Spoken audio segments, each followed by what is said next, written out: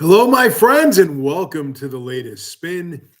I'm Mike Spinner, student athlete world USA, coming at you on another happy Thursday. Hope everyone's doing well. I feel like my last video, my last show here was like 5 minutes ago. I don't know why. It occurred to me. I put in my calendar a reminder to join you like an hour beforehand, just so I don't forget. And especially as busy as things are with student athlete world right now. And my first thought was, I can't believe it's Thursday already. Time flies when you're processing hundreds of applications and have Zoom meetings around the clock, and which is a really good thing. But I just can't believe it's Thursday already, which means the weekend is upon us. Always an exciting time. And I got to tell you, last week, for those of you who tuned in or watched, this tape delay, I guess we'll call it, um, I got a lot of good feedback about my 6-7 rant. I'm not going into it again, I promise. But a lot of good feedback about that one. And I got to tell you, it felt real good to have that rant. I like to rant, as many of you who watch this show can attest to. That one felt really good. Like I felt like I had this whole thing to get off my chest about my disdain for two numbers that are sequential. I'm not going to repeat them again. And it was like cathartic to have that moment. So I think it's safe to say that was the best what in the world in the history of the latest spin. So props to me, people. But I won't go through all that again. But I can spend a half hour on that subject because it's a very important one to me. And I think many of you who are adults feel the same way if you have young children like I do. So anyway, so that's number one. Number two, all right, we got Thursday night football kicking off pretty soon. We got the New York Rangers playing right now. We have preseason basketball on live. We have college football games happening right now. The baseball playoffs. This is it, folks. This is so much better than Christmas right now. This is the time of year that if you're a sports fan, it just doesn't get any better than what we have right now. Like there's no bad television. People, I guess there's a lot going on in the news. And as I've said before here, I don't watch the news. Okay. And people are like, oh, can you believe this is happening? Can you believe that's happening? This and that and the other thing. And this is all happening. And I'm like, when is there time to watch the news? We got Rangers playing the Maple Leafs tonight. We got Thursday night football, preseason basketball, playoff baseball, college football. That's what I'm watching. You go deal with the news if you want to be miserable all the time. I'm watching sports. All right. And it's awesome right now. This is, mid-October, for the next like few weeks, it's the best. I just love this time of year.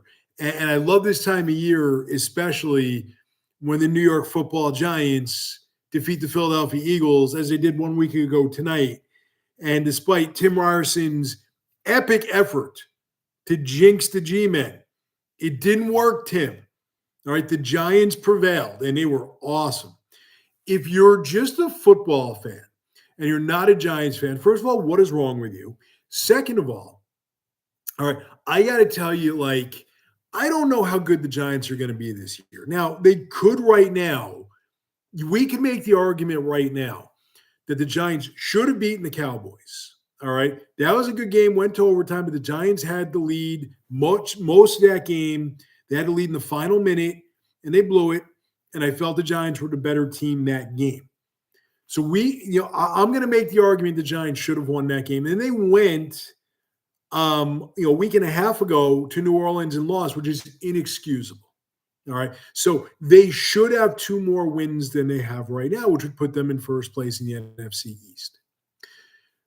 And they're not. And maybe in my mind, maybe there's 3 or 4 more wins out there this season. Maybe they're not going to catch fire. Like they're not going to be that shocking playoff team. But if you're a football fan and you're not a fan of the New York Football Giants, okay, losers. No, I'm just kidding. This thing they have going with Jackson Dart as their quarterback, and Cam Scattaboo as a running back is must-see TV. All right. Cam Scattaboo, who I loved in college. I watched him play at Arizona State and loved him. Just a crash test dummy. It's worth watching the Giants play to watch these two do their thing. Like Jackson Dart has a wide receiver group that is only slightly better at what they do than I would be. All right. And they're scoring points, lots of points. And Cam Scattaboo is just this total crash test dummy of a player and only knows one speed and it's full speed. And just amazing to watch, like smash mouth kind of running back. And I think the Giants stole him in this draft. And I'm a fan of Dave Portnoy. I love what he does with Barstool Sports, but he had a whole thing this week about how NFL GMs really messed up by not picking Cam Scattaboo higher. And he's 100% right. This guy I think is a first round pick. I'm waiting for that Cam Scattaboo t-shirt, which I will proudly wear. But ultimately, Giants beat the defending Super Bowl champs. Tim, you failed in the jinxing because I was going to have a whole Wisconsin thing ready for this week. Had the Giants lost, and I don't have to do it because the Giants won. So let's get to student athlete world business. So a couple big announcements came in this week. One was, and I've said it before, but now we've really begun to advertise it. We are returning to the soccer pitch for the first time in quite a while. We have a tour of Argentina coming in July. We start on July 4th. And it's going to be great. And here's the thing. If you are a soccer player or you have family, friends, or whomever who might be interested in this tour, the thing that to me really stands out about this tour, first of all, Argentina is a fabulous tour. Right? We've done it before. It's been an overwhelming success for the other sports we've done. But here's the thing about Argentina that I think is going to make it even more special this year. Specialer. We'll call it specialer. I'll create a word. It's going to make it specialer than any other tour we do. We're going to be in Argentina playing soccer. Now, Argentina is a very soccer-rich country, as is all of South America. So we're going to be in South America in this totally ridiculously soccer-rich country in the middle of the World Cup. All right. I'm telling you, it doesn't get better than that. All right. And potentially we will be, and most likely actually, we will be in Argentina when their team competes in a game during the World Cup. I can only imagine what that atmosphere is going to be like just being there. All right. So if you're going to travel for soccer, this is the time and this is the tour. All right. And I'm really excited about the momentum we have for soccer. We have a great coach, Dan Paratano, college head coach for more than 30 years. So for those of you wondering who's your coach going to be, it doesn't get better. 3 decades as a college head coach, and just a really good man as well. Very passionate about our tours. So that's announcement number one. And we've had interviews for soccer already. I think we're at the 1 yard line to announcing our first commitments. I believe it's going to be a nice full roster and a great tour. And we're have both men's and women's teams are putting together. Announcement number 2, oldie but a goodie. We started fully marketing for ice hockey this week. We're going back to United World Games. Had a wonderful time there last year. And we're going to try to get bigger and better. All right. And, for me, the United World Games is very near and dear to my heart. I've been there twice. And as I've said a few times, got to watch my own child compete in ice hockey at the United World Games last year. I think what makes ice hockey very special from our perspective is the level of competition is really, really strong. And it's a chance to go up against, some of the best young hockey players in the world in a really fun 3-on-3 setting, very action-packed, fast-paced kind of thing. So we are now open for business for ice hockey. We're marketing it in full. We're hoping to have 4 teams this year. There will be hopefully at least 1, if not 2, girls teams because there's a girls-only bracket at the United World Games, and we're just real excited to grow ice hockey even further. The biggest thing, though, from student athlete world is, as I've been teasing for weeks, our busy season is upon us. I got to tell you, the number of applications across all of our sports, the number of interviews, It's growing so quickly. I think I have 4 tomorrow, 3 today. Next week, my calendar is filling. So for those of you who have either applied and are waiting to schedule your interview, or for those of you who are working on your application or just interested, you know, as we get applications, those applications turn into interviews, which turn into roster spots that we fill. And once we fill a roster, we don't open it again. So if your mindset is you have that one tour that you're super interested in, but you still haven't done your application, get it done, because we're reaching that point of the year where we always seem to fill a tour or two really quickly. And we're reaching that part of the year right now, right this second. And it's my favorite part of the year work-wise too, because meeting with people, meeting with great families is my favorite part of the job, whether it's by Zoom during the interview or in person during the tour. So lots of good things happening with Student Athlete World. It is a wonderful time of year to be a sports fan. It's an amazing time of year to be Student Athlete World. And I'm a happy guy. What can I say? So now what in the world? So what in the world this week is brought to you by the University of Indiana. Welcome aboard, Hoosiers. And I know, Tim, they're in the Big Ten with Wisconsin. But I'm going to tell you, Wisconsin does not have the money that the University of Indiana has, because today they signed Curt Cignetti. I had to write down, I need to remember the name, their head football coach, to an 8-year, $93 million extension. What? More specifically, what in the world? Okay. And here's a guy. Now understand this.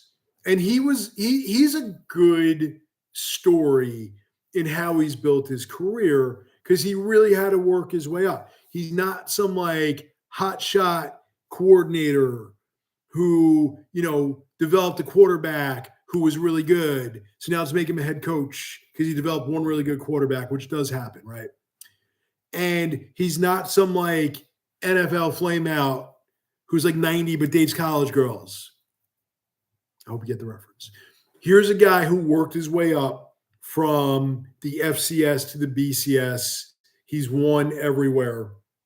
And he's made Indiana, which was such a joke of a football school for most of my life.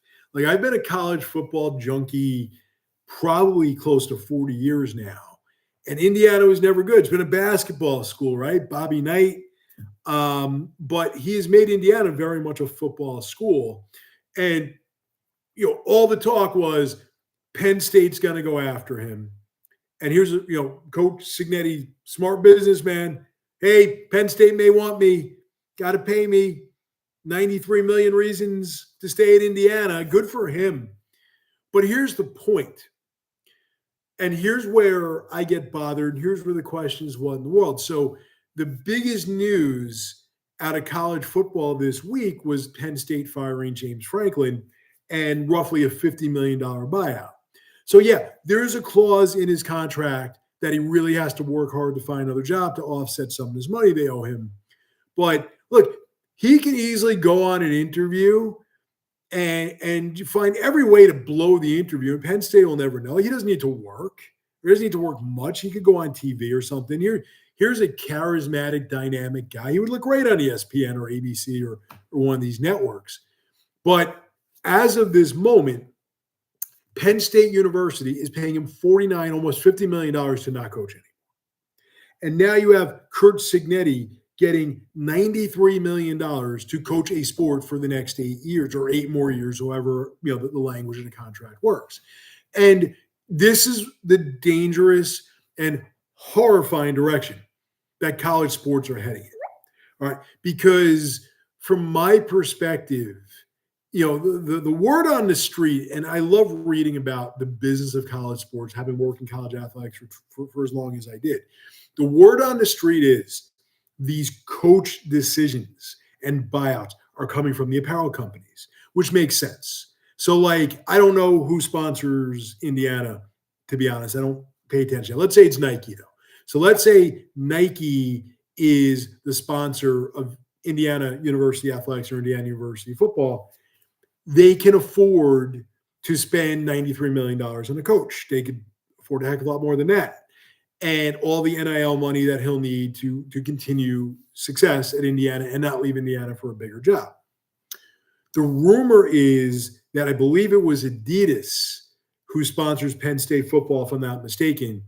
And the decision to change coaches was a big push from the Adidas people. I could be wrong about the company, but I think it was Adidas. The rumor is Florida's about to do the same thing with Billy Napier, their football coach, who can't seem to coach his way out of a cardboard box right now. Again, makes sense, but everything you're reading is that it's the apparel companies really pulling the strings here. And that is just so ridiculously dangerous. All right. That is the tail wagging the dog right now. All right. And so, because that means that college sport, specifically football, is a bigger business than we thought. All right. That now you have apparel companies making decisions. Because I'll tell you, yes, Penn State, number 2 ranked team in the country to start the season. All right. And they fell off the cliff. I saw the Penn State-Oregon game. Fantastic game. Could have gone either way. Oregon pulled out the win. I don't think there's any shame in Penn State losing to Oregon. Completely shameful that they lost to UCLA and Northwestern. All right. And which, by the way, is one of the big dangers of transfer portal, in my opinion. Because all these kids who have never played potentially at a level where the expectation is a national championship or it's failure, it's an adjustment period to play under that type of pressure. And that's just how it is. So if you're a great player at a good football program that isn't great, that team that is kind of flirting with the top 20, and you're a big reason why, and suddenly you've transferred to Penn State, and now instead of playing in front of 60,000 people, you're playing in front of 100,000 people, and one little mistake can cost you a spot in the postseason tournament to win a national championship. That is a level of pressure that is unique and different. Now, you walk into Penn State as a freshman, you redshirt as a freshman, then you continue your career, and you're now acclimated to the atmosphere. You're used to it. You're prepared for it. But that first-year transfer coming in isn't. So I think part of this is NIL money and transfer portal. That's making all these kids free agents every year. Part of it is James Franklin proved he couldn't win the big game. But I'll tell you what, all right, you don't fire someone for that. I don't know. Maybe I'm wrong here. That the guy averages, was it 10, 11 wins a year for a sport that you play, 13, 14 games? All right. Do you know how many college programs at every level would kill for that type of failure?